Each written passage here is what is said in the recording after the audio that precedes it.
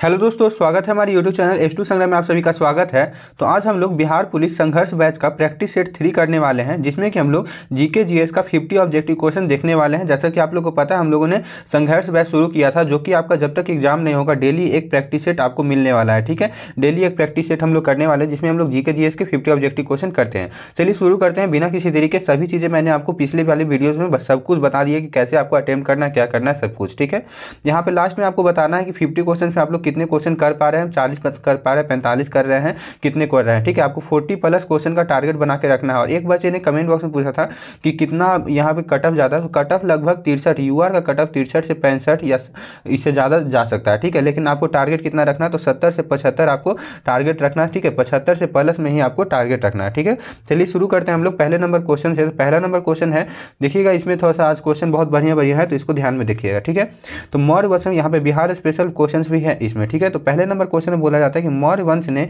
निम्न में से किस राजवंश के बाद मगध पर शासन किया था। जो मौर्य वंश ने कौन से राजवंश के बाद मगध पर शासन किया था, तो आपका करेक्ट आंसर कौन सा हो जाता है, तो नंद राजवंश के बाद शासन किया था। तो ए नंबर यहाँ पे करेक्ट आंसर हो जाता है, नंद राजवंश के बाद मौर्य वंश ने शासन किया था। ठीक है, आगे बढ़ते हैं हम लोग सेकंड नंबर क्वेश्चन पर। तो गोवा की पहली महिला राज्यपाल कौन थी। गोवा की पहली महिला राज्यपाल कौन थी, तो आपका कौन हो जाती है, तो मृदुला सिन्हा हो जाती है। कौन हो जाती है, तो मृदुला सिन्हा हो जाती है। बी नंबर यहाँ पर करेक्ट आंसर हो जाता है। ठीक है, मृदुला सिन्हा गोवा की पहली महिला राज्यपाल थी। ठीक है, आगे बढ़ते हैं 3 नंबर क्वेश्चन पर कि गोगावीर पश्चिम बिहार किस जिले में है। ठीक है, गोगावीर पश्चिम बिहार कौन से जिले में है आपका, तो यहाँ पे कटिहार जिले में है। कौन सा जिले में है, तो कटिहार जिले में आपका क्या है, तो गोगावीर। ठीक है, गोगावीर पश्चिम बिहार, पश्चिम बिहार कौन से जिले में, तो कटिहार में, याद रखिएगा। चलिए आगे बढ़ते हैं हम लोग 4 नंबर क्वेश्चन पर कि महामपम उत्सव प्रत्येक 12 वर्ष में एक बार में मनाया जाता है। ठीक है, कौन से राज्य में मनाया जाता है, ये पूछा जा रहा है कि महामपम, ठीक है, उत्सव प्रत्येक 12 वर्ष में एक बार मनाया जाता है, कौन से राज्य में मनाया जाता है, तो आपका तमिलनाडु राज्य में मनाया जाता है। तमिलनाडु का यह त्यौहार है। ठीक है, चलिए आगे बढ़ते हैं हम लोग 5 नंबर क्वेश्चन पर। तो बिहार के प्रथम हरिजन मुख्यमंत्री कौन थे। पूछा जा रहा है कि बिहार के प्रथम हरिजन मुख्यमंत्री कौन थे, तो आपका कौन हो जाता है यहाँ पे, तो भोला पासवान शास्त्री। कौन हो जाते हैं, तो भोला पासवान शास्त्री आपके बिहार के प्रथम हरिजन मुख्यमंत्री थे। कौन थे, तो भोला पासवान शास्त्री। आगे बढ़ते हैं हम लोग सॉरी 6 नंबर क्वेश्चन देखते हैं कि लोहा इस्पात उद्योगों के संदर्भ में शहरों और राज्यों का निम्नलिखित में से कौन सा युग में सही है। जो लोहा और इस्पात उद्योग है उसके संबंध में कौन सा राज्य में है आपका। ठीक है, जैसे कि ये सभी जो है आपका लोहा इस्पात उद्योग है वो कौन से राज्य में है, यहाँ पे बताया हुआ है। तो कौन सा यहाँ पे युग में जो है सही है, तो देखिए क्या दुर्गापुर जो है असम में है, नहीं, तो दुर्गापुर आपका असम में नहीं है। दुर्गापुर कहाँ है, तो आपका पश्चिम बंगाल में है। कहाँ है, तो दुर्गापुर जो लौह इस्पात है उद्योग है ये आपका पश्चिम बंगाल में है, दुर्गापुर शहर में ही आपका है। ठीक है, ये हो जाता है। फिर उसके बाद है कि बोकारो आपका कहाँ है, तो बोकारो बिहार में नहीं है, ये आपका झारखंड में है। उसके बाद आता है कि राउरकेला, तो राउरकेला आपका कहाँ है, बताइए राउरकेला कहाँ है, तो राउरकेला आपका जो है उड़ीसा में है, कर्नाटक में नहीं है, आपका उड़ीसा में है आपका राउरकेला। यहाँ पे सही कौन सा हो जाता है, तो भिलाई जो है आपका, भिलाई जो लौह इस्पात उद्योग है वो आपका छत्तीसगढ़ में। ठीक है, यहाँ पे देखिए दुर्गापुर, बोकारो, भिलाई और राउरकेला इस सब के बाद जो है लोहा इस्पात उद्योग लगेगा। ठीक है, लोहा इस्पात उद्योग लगेगा। ठीक है, इसको ध्यान में रखिएगा। आगे बढ़ते हैं 7 नंबर क्वेश्चन। तो कौन सा हो जाता है, यहाँ पे सब कुछ बता दिए कि दुर्गापुर आपका पश्चिम बंगाल में है, बोकारो कहाँ है, तो झारखंड में है, भिलाई छत्तीसगढ़ में है, और राउरकेला कहाँ पर है, तो आपका राउरकेला उड़ीसा में हो जाता है। ठीक है, जितने भी आपको उद्योग हैं इस सब की चीज़ों को आपको बढ़िया से पढ़ना होगा। ठीक है, आगे बढ़ते हैं हम लोग 7 नंबर क्वेश्चन पर कि भारतीय संविधान का 74वां संशोधन अधिनियम 1992 निम्न में से किससे संबंधित है।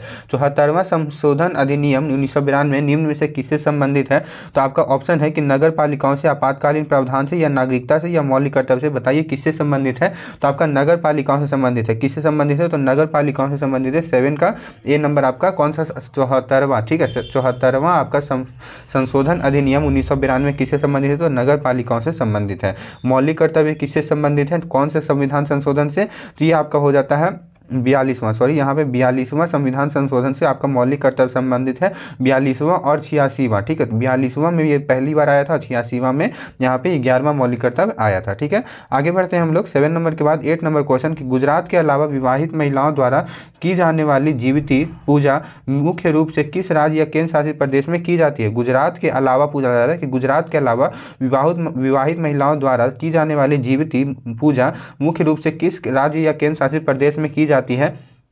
बताइए करेक्ट आंसर क्या हो जाता है यहाँ पर, तो ये आपका महाराष्ट्र में किया जाता है। कहाँ, तो गुजरात और महाराष्ट्र में किया जाता है यहाँ पे जीविती पूजा। कौन सा, तो जीविती पूजा आपका कहाँ किया जाता है, महाराष्ट्र में, विवाहित महिलाओं के द्वारा। आगे बढ़ते हैं हम लोग महाराष्ट्र और गुजरात में। आगे बढ़ते हैं 9 नंबर क्वेश्चन पर। आपको लास्ट में बिल्कुल ये बताना है कि आप लोग कितने क्वेश्चन कर पा रहे हैं, 50 क्वेश्चन में कितने क्वेश्चन कर पा रहे हैं, और फिर ये भी बताइए कि एक पूरा का पूरा कंप्लीट सेट हम आपको ला कर दे 100 क्वेश्चन का, जिसमें कि जैसे कि मैथ तो नहीं रहेगा, 90 क्वेश्चन समझ लीजिए कि 90 क्वेश्चन का रहेगा, 10 क्वेश्चन और हम ऐड ही कर देंगे, समझ लीजिए कि मैथ हटा के, ठीक है, जिसमें इंग्लिश और हिंदी भी रहेगा। तो वो बताइएगा, अगर आप लोग चाहते हैं तो उसको भी हम लाएंगे, ठीक है, उसको भी आपको 1-2 को वैसा सेट आपको बीच बीच में मिलता रहेगा। आगे बढ़ते हैं हम लोग 9 नंबर क्वेश्चन। निम्नलिखित में से किस शासक ने दीन ए इलाही नाम से एक नई जीवन शैली या धर्म की शुरुआत की? निम्नलिखित में से किस शासक ने दीन ए इलाही नाम से एक नई जीवन शैली या धर्म की शुरुआत की थी? किसने की थी बताइए, किसने की थी आपका यहाँ पर? तो आपका अकबर ने की थी। किसने की थी? तो अकबर ने की थी। सी नंबर यहाँ पे करेक्ट आंसर हो जाता है, 9 का आपका सी नंबर करेक्ट आंसर। आगे बढ़ते हैं हम लोग 10 नंबर का। अकबर ने जो है दीन ए इलाही नाम से नई धर्म की शुरुआत की थी। आगे बढ़ते हैं 10 नंबर क्वेश्चन पर कि निम्न में से किसका संबंध तीसरे आंग्ल मैसूर युद्ध और भारत में लोक सेवाओं की शुरुआत से है? किसका संबंध है? तो लॉर्ड कॉर्नवालिस का है। किसका है? तो लॉर्ड कॉर्नवालिस का है। सी नंबर करेक्ट आंसर हो जाता है। आगे बढ़ते हैं हम लोग 11 नंबर क्वेश्चन पर कि भारत में निम्नलिखित में से कौन सा राज्य के नीति निर्देशक सिद्धांतों का गांधीवादी सिद्धांत है? कौन सा राज्य के नीति निर्देशक सिद्धांतों का गांधीवादी सिद्धांत है यहाँ पर? तो ग्राम पंचायतों का गठन करना, ठीक है, क्या? तो ग्राम पंचायतों का गठन करना गांधीवादी सिद्धांत है राज्य के नीति निर्देशक सिद्धांत में, ठीक है। आगे बढ़ते हैं हम लोग 12 नंबर क्वेश्चन पर कि भारतीय संविधान का निम्नलिखित में से कौन सा अनुच्छेद जबरन श्रम को प्रतिबंधित करता है और शोषण को रोकता है? कौन सा अनुच्छेद जो है आपका जबरन श्रम को प्रतिबंधित करता है और शोषण को रोकता है? तो आपका अनुच्छेद 23 हो जाता है, जो कि आपको जबरन श्रम को रोकता है और प्रतिबंधित करता है। और यहाँ पर देखिए, जो आपका बाल मजदूरी 14 साल से कम वर्ष के बच्चों से जो काम करवाया जाता है, वो कौन सा अनुच्छेद में है बताया गया है? तो अनुच्छेद 24 में बताया गया, ठीक है। 23 में आपका सभी लोगों के से जो है, जो बड़े व्यक्ति भी हैं, उनसे जबरन श्रम को प्रतिबंधित और शोषण को रोकता है कौन? तो 23, और जो बच्चों के लिए है 14 वर्ष से कम, तो वो 24 हो जाता है। आगे बढ़ते हैं हम लोग 13 नंबर क्वेश्चन पर। किसी कल्याण राज्य का सर्वाधिक महत्वपूर्ण उत्तरदायित्व है? किसी कल्याण राज्य का सर्वाधिक महत्वपूर्ण उत्तरदायित्व क्या है? तो शोषण पर उनका नियंत्रण होना चाहिए, ठीक है, शोषण पर नियंत्रित होना चाहिए। सी नंबर यहाँ पे करेक्ट आंसर हो जाता है, ठीक है। आगे बढ़ते हैं 14 नंबर क्वेश्चन पर कि निम्नलिखित में से कौन सा स्थान भारतीय फुटबॉल का मक्का माना जाता है? कौन सा स्थान जो है भारतीय फुटबॉल का मक्का माना जाता है? तो यहाँ पे हो जाता है आपका कोलकाता जो है आपका भारतीय फुटबॉल का मक्का माना जाता है। सी नंबर यहाँ पर करेक्ट आंसर हो जाता है। आगे बढ़ते हैं 15 नंबर क्वेश्चन कि किंग जॉर्ज पंचम ने किस वर्ष में भारत का ताज ग्रहण किया? किंग जॉर्ज पंचम कौन? तो किंग जॉर्ज पंचम ने किस वर्ष में भारत का ताज ग्रहण किया था? कौन से वर्ष में? तो आपका 1906 में, ठीक, सॉरी 1906 या 1917 है, एक मिनट, हाँ 1911 में, सॉरी यहाँ पे गड़बड़ हो गया कि किंग जॉर्ज पंचम ने किस वर्ष में भारत का ताज ग्रहण किया था? तो 1911 में किया था। किसमें? तो 1911, डी नंबर यहाँ पर करेक्ट आंसर हो जाता है। आगे बढ़ते हैं हम लोग 16 नंबर क्वेश्चन पर। तो 16 नंबर क्वेश्चन है कि निम्नलिखित में से कौन सी घटनाएं कालानुक्रम में सही है? ठीक है, कौन सा घटना जो है कालानुक्रम में सही है? तो कौन सा क्रम हुआ है आपको शुरू से कैसे कैसे कौन सा क्रम हुआ है? तो यहाँ पे देखिए ए नंबर आपका सही है कि सविनय अवज्ञा आंदोलन पहली बार हुआ था, जो कि 1930 में हुआ था। उसके बाद भारत छोड़ो आंदोलन कब हुआ है? तो 1942 में। और कैबिनेट मिशन प्लान कब हुआ था? तो 1946 में। तो आपका कौन सा सही हो जाता है? तो ए नंबर यहाँ पर करेक्ट आंसर कि सविनय अवज्ञा आंदोलन कब हुआ? बोलिए आप भी कि सविनय अवज्ञा आंदोलन कब हुआ? तो 1930 में। भारत छोड़ो आंदोलन 1942 में। और कैबिनेट मिशन कब हुआ था? तो 1946 में हुआ था। आगे बढ़ते हैं हम लोग 17 नंबर क्वेश्चन पर कि विक्रमशिला विश्वविद्यालय की स्थापना किसने की? विक्रमशिला बहुत फेमस क्वेश्चन है कि विक्रमशिला विश्वविद्यालय की स्थापना किसने की? तो धर्मपाल ने की थी। किसने की थी? तो धर्मपाल ने विक्रमशिला विश्वविद्यालय की शुरुआत की थी। आगे बढ़ते हैं हम लोग 18 नंबर क्वेश्चन पर। तो 18 नंबर क्वेश्चन है कि निम्नलिखित में से ऋग्वेद काल के दौरान किसकी जानकारी नहीं थी? ऋग्वेद काल के दौरान किसकी जानकारी नहीं थी? तो वर्ण व्यवस्था की जानकारी नहीं बोल सकते, उस समय वर्ण व्यवस्था नहीं था, जाति के आधार पर वर्ण व्यवस्था नहीं था, कर्म के आधार पर वर्ण व्यवस्था था, ठीक है। सी नंबर यहाँ पर करेक्ट आंसर हो जाता है। आगे बढ़ते हैं 19 नंबर क्वेश्चन है कि अबुल फजल ने क्या लिखा था? अबुल फजल ने क्या लिखा था? तो अकबरनामा लिखा था। क्या लिखा था? तो अकबरनामा लिखा था। सी नंबर यहाँ पर करेक्ट आंसर हो जाता है कि अबुल फजल ने क्या लिखा था, ठीक है, अबुल फजल ने क्या लिखा था? तो अकबरनामा लिखा था, ठीक है। थोड़ा जल्दी जल्दी कर रहे हैं ताकि आपका अभी ज़्यादा समय नहीं बर्बाद हो, ठीक है। मैं एक तरह से यहाँ पे प्रैक्टिस सेट की तरह ही करवा रहा हूँ, ठीक है। अगर आप लोग बोलोगे तो धीरे धीरे भी हम करवा सकते हैं, ठीक है। कमेंट बॉक्स में आप लोग जैसा बताओगे मैं उस तरह से करवाऊंगा, लेकिन मेरे हिसाब से लगता है कि जल्दी जल्दी करना ही सबसे बेटर है, क्योंकि आप लोग को इसके बाद सिलेबस को भी पढ़ना बहुत जरूरी है, ठीक है। फिर बोलता है कि भक्ति संतों में निम्न में से कौन सा सर्वाधिक उत्कृष्ट थे? ठीक है, भक्ति संतों में निम्न में से कौन सर्वाधिक उत्कृष्ट थे? तो कौन थे? तो यहाँ पे तो कबीर हो जाता है, यहाँ पे सी नंबर करेक्ट आंसर कबीर हो जाता है करेक्ट आंसर। अगर ऑप्शन में कबीर नहीं देगा तो तुलसीदास आप लोगों को मारना है, इसको भी ध्यान में रखिएगा, ठीक है। सर्वाधिक अगर बोला जा रहा है तो कबीर हो जाएगा, अगर कबीर नहीं देगा तो फिर तुलसीदास हो जाता है। आगे बढ़ते हैं हम लोग 21 नंबर क्वेश्चन कि निम्नलिखित में से कौन सा कार्य मनुष्य द्वारा किया जाने वाला है जो पारिस्थितिकी संतुलन में बाधा डालता है, जो आपका इन्वायरमेंट में बाधा डालता है, संतुलन में बाधा डालता है, कौन सा कार्य है जो मनुष्य द्वारा किया जाता है, तो कौन सा हो जाता है, तो लकड़ी काटना। देखिए वन महोत्सव मनाना इसका मतलब ही होता है कि आपको वन को जो है प्रगति में करना, वन को काटने से रोकना, ये सभी चीज़ें वन महोत्सव में बताई ही जाती होंगी। वन रोपण करना, ठीक है, पेड़ को लगाना, सामाजिक वानिकी, ठीक है, लेकिन लकड़ी काटना जो है आपका पारिस्थितिकी संतुलन में बाधा डालता है। तो सी नंबर यहाँ पे करेक्ट आंसर हो जाता है। आगे बढ़ते हैं 22 नंबर क्वेश्चन पर कि भारत रत्न को सर्वप्रथम पाने वाला कौन नहीं था, ठीक है, भारत रत्न को सर्वप्रथम पाने वाला कौन नहीं था, तो यहाँ पे हो जाता है नेल्सन मंडेला करेक्ट आंसर, ठीक है। लेकिन भारत रत्न को जो है सर्वप्रथम किसने पाया था ये पूछा जाएगा, तो 3 व्यक्ति थे जिन्होंने भारत रत्न को पहली बार पाया था। 3 व्यक्ति जो थे वो सर्वप्रथम भारत रत्न पाने वाले व्यक्ति थे। कौन कौन, तो सीवी रमन, यही 3 व्यक्ति हैं। इन तीनों का नाम बिल्कुल आपको याद रखना है, ठीक है। जैसे कि यहाँ पे तीनों देकर उसके बाद आपको ये चौथा ऑप्शन दिया है, लेकिन अगर पूछ देगा 3 ऑप्शन गलत दे देगा और एक ऑप्शन बोलेगा कि कौन सा सही है, तो ये तीनों नाम आपको याद रखना, इससे अच्छा क्वेश्चन आपसे बन सकता है, ठीक है।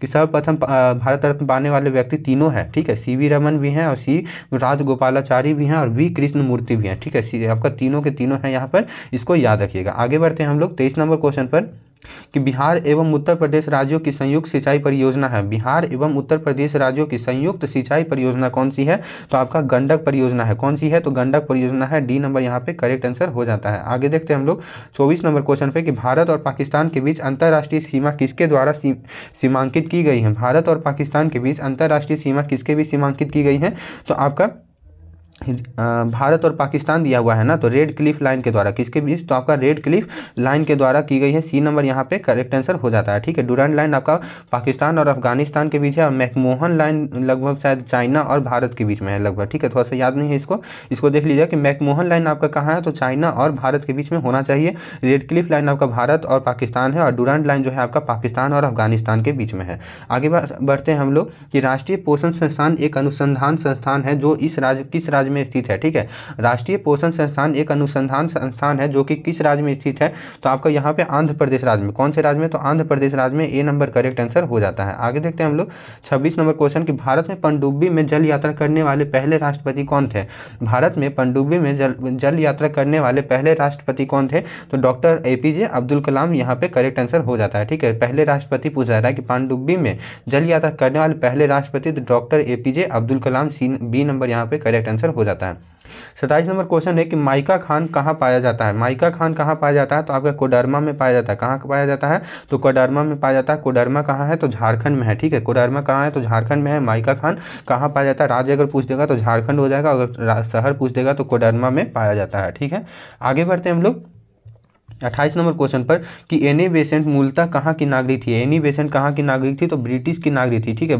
आपका कांग्रेस की पहली महिला अध्यक्ष कौन थी, तो आपका एनी बेसेंट ही थी, ठीक है। कांग्रेस की पहली महिला अध्यक्ष कौन थी, तो आपका एनी बेसेंट ही थी, जो कि ब्रिटिश की आपकी नागरिकता था। उनको नागरिकता कहाँ की थी, तो आपका ब्रिटिश की नागरिक थी। आगे बढ़ते हैं हम लोग कि निम्न में से कौन सा विद्रोह सीधों तथा कान्हों से संबंधित है। कौन सा विद्रोह जो है सीधों तथा कान्हों से संबंधित है, तो कौन सा हो जाता है यहाँ पर, तो संथाल क्रांति 1855। कौन सा, तो संथाल क्रांति 1855 जो है आपका सीधों तथा कान्हों से संबंधित है। आगे बढ़ते हैं हम लोग 29 के बाद 30 नंबर क्वेश्चन कि संसद के पहले घंटे का बैठक आमतौर पर प्रश्नों को पूछने के लिए रहता है, इसे क्या कहा जाता है। जो संसद के पहले घंटे का जो बैठक है वो आमतौर पर प्रश्न पूछने के लिए रहता है, उसे क्या कहा जाता है, तो प्रश्नकाल कहा जाता है। क्या कहा जाता है, तो प्रश्नकाल। बी नंबर करेक्ट आंसर हो जाता है। 31 नंबर क्वेश्चन है कि काजीरंगा नेशनल पार्क कहाँ स्थित है। काजीरंगा नेशनल पार्क कहाँ स्थित है, तो आपका असम में स्थित है। कहाँ स्थित है, तो असम में। ए नंबर याद रखिएगा, काजीरंगा नेशनल पार्क कहाँ स्थित है, तो असम में। इसको बताइए, तो एक आप लोग होमवर्क में कमेंट बॉक्स में बताना है कि काजीरंगा नेशनल पार्क किसके लिए आपका फेमस है, ठीक है। काजीरंगा नेशनल पार्क किसके लिए फेमस है, बहुत अच्छा क्वेश्चन है, ये पूछ देता है क्वेश्चन, किसके लिए फेमस है, कमेंट बॉक्स में आपको बताना है, ठीक है। आगे बढ़ते हैं 32 नंबर क्वेश्चन की पार्लियामेंट्री सिस्टम में कार्यकारिणी किसके प्रति जिम्मेदार होते हैं। पार्लियामेंट्री सिस्टम में जो कार्यकारिणी है वो किसके प्रति जिम्मेदार होती हैं, तो विधायिका के प्रति जिम्मेदार होती हैं। बी नंबर यहाँ पे करेक्ट आंसर हो जाता है, विधायिका के प्रति जिम्मेदार होती हैं।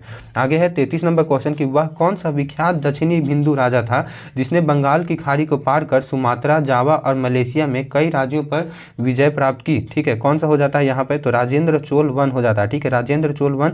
ए नंबर करेक्ट आंसर यहाँ पर हो जाता है कि कौन सा विख्यात दक्षिणी हिंदू राजा था जिसने बंगाल की खाड़ी को पार कर सुमात्रा, जावा और मलेशिया में कई राज्यों पर विजय प्राप्त की है, तो राजेंद्र चोल वन हो जाता है। ए नंबर यहाँ पे करेक्ट आंसर हो जाता है। आगे बढ़ते हैं हम लोग 34 नंबर क्वेश्चन कि दक्षिण भारत में मंदिरों के प्रांगण में बने ऊंचे द्वारों को क्या कहा जाता है। ठीक है, दक्षिण भारत में मंदिरों के प्रांगण में बने ऊंचे द्वारों को क्या कहा जाता है, तो गोपुरम कहा जाता है। क्या कहा जाता है, तो गोपुरम कहा जाता है। डी नंबर करेक्ट आंसर हो जाता है। आगे बढ़ते हैं हम लोग 35 नंबर क्वेश्चन कि मुंडारी नृत्य का संबंध किस भारतीय राज्य के आदिवासी समुदाय से है। मुंडारी नृत्य का संबंध जो है किस राज्य के आदिवासी समुदाय से है, तो आपका झारखंड राज्य के आदिवासी समुदाय से है आपका मुंडारी डांस। ठीक है, मुंडारी डांस किससे संबंधित है, झारखंड के आदिवासी समुदाय से है। आगे बढ़ते हैं हम लोग 36 नंबर क्वेश्चन कि निम्नलिखित में से किस स्थान पर नव प्रस्तर युग और ताम्र प्रस्तर युग के अनेक अवशेष उत्खनन में प्राप्त हुए हैं। बताइए तो कि कौन से राज्य में जो है आपका आदिवासी सबसे अधिक पाए जाते हैं। सबसे अधिक आपका एसटी कैटेगरी जो बोला जाता है, आदिवासी अगर बोल सकते हैं या फिर एसटी कैटेगरी, कौन से राज्य में आपका सबसे अधिक पाए जाते हैं, तो ये आपका शायद मध्य प्रदेश में पाया जाता है। ठीक है, मध्य प्रदेश, ये भी क्वेश्चन पूछा हुआ है मध्य प्रदेश में, याद रखिएगा। निम्नलिखित में से किस स्थान पर नव प्रस्तर युग और ताम्र प्रस्तर युग के अनेक अवशेष उत्खनन में प्राप्त हुए हैं, तो आपका कौन सा कहाँ पर, तो चिरांद में प्राप्त हुए हैं। ठीक है, ए नंबर करेक्ट आंसर हो जाता है, चिरांद में प्राप्त हुए हैं। 36 का ए नंबर।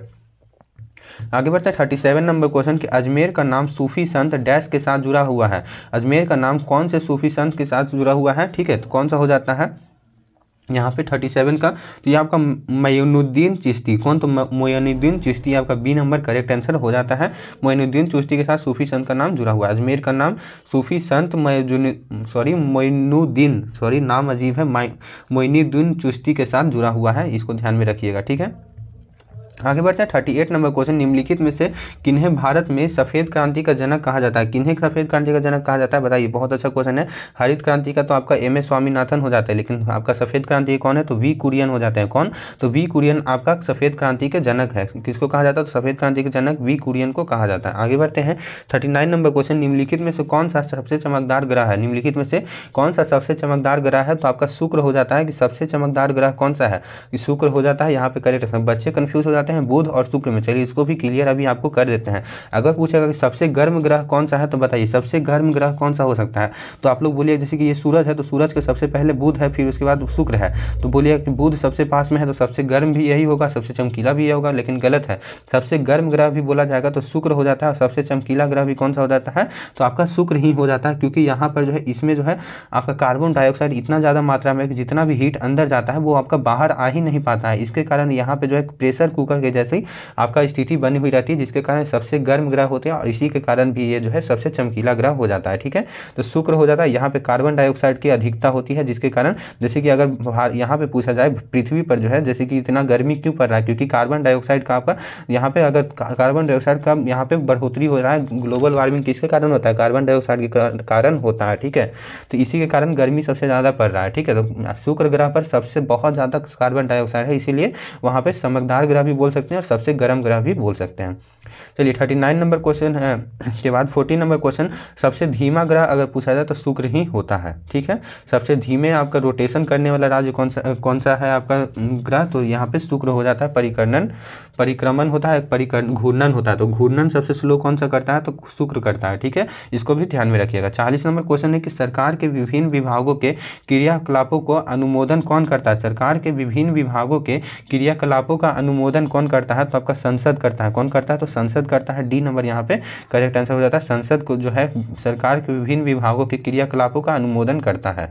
आगे बढ़ते हैं 41 नंबर क्वेश्चन पर कि निम्नलिखित में से किस वेद में कर्म कांड का बलि का वर्णन है। कौन से वेद में, किस वेद में कर्म कांड और बलि का वर्णन है, तो आपका यजुर्वेद में है। कौन सा वेद में, तो यजुर्वेद में। सी नंबर यहाँ पे करेक्ट आंसर हो जाता है। सी नंबर यहाँ पर करेक्ट आंसर हो जाता है। ठीक है, 41 का सी। आगे बढ़ते हैं 42 नंबर क्वेश्चन पर कि देश में पहली बार राजनीतिक जांच आयोग का गठन किस राज्य में हुआ था। देश में पहली बार राजनीतिक जांच आयोग का गठन किस राज्य में हुआ था, तो बिहार राज्य में हुआ था। कौन से राज्य में, तो बिहार राज्य में राजनीतिक जांच आयोग का गठन हुआ था।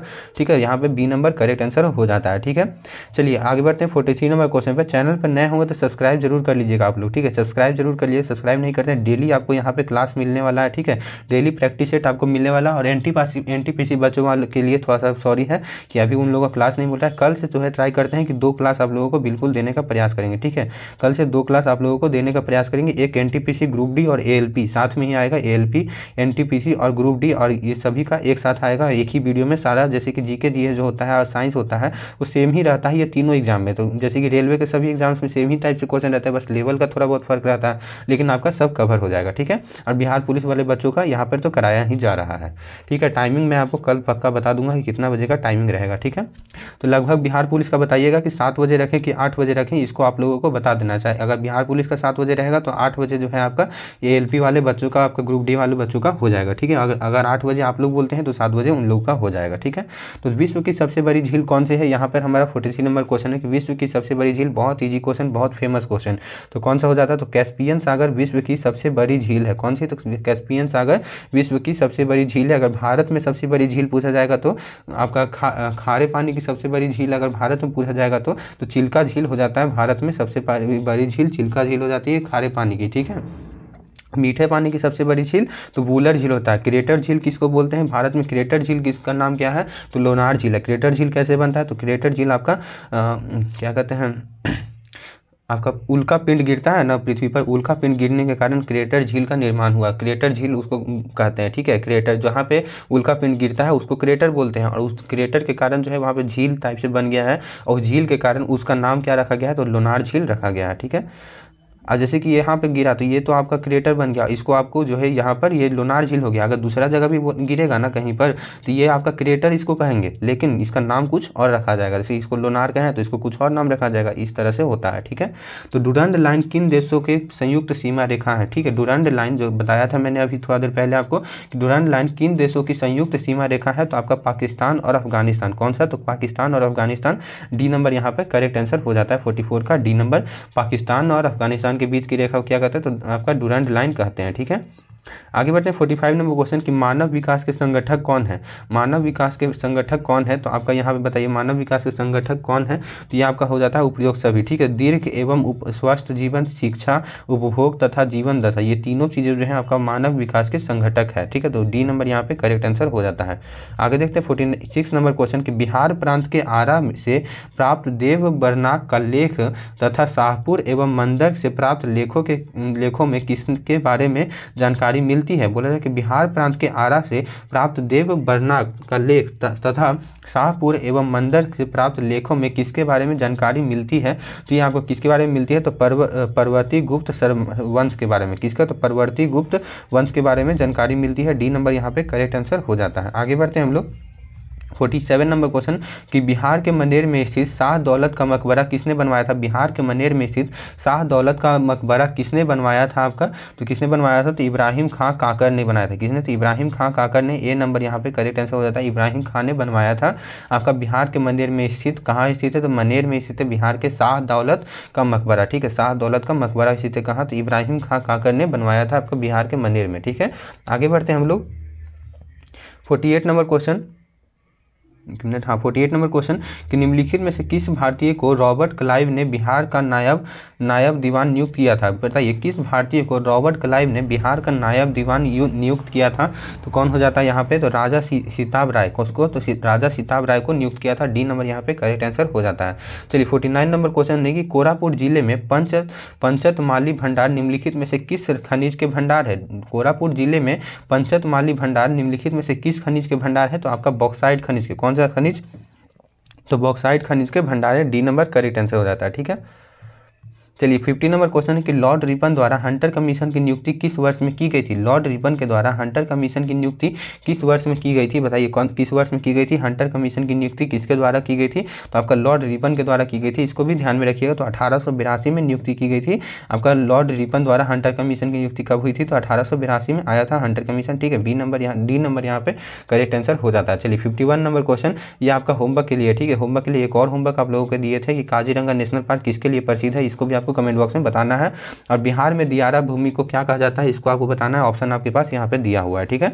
इसको 51 का क्या आंसर है और कितने क्वेश्चन, 3 चीज़ आपको कमेंट बॉक्स में बताना है कि आपका 51 का आंसर काजीरंगा का नेशनल पार्क किसके लिए प्रसिद्ध है, कौन से जानवर के लिए प्रसिद्ध है। और यहाँ पे आपको यहाँ 2 चीज़ मैंने बता दी कि इसका आंसर काजीरंगा का नेशनल पार्क और कितने क्वेश्चन आप लोगों का यहाँ पे सही हुआ है, इसको भी कमेंट बॉक्स में बताना है, ठीक है।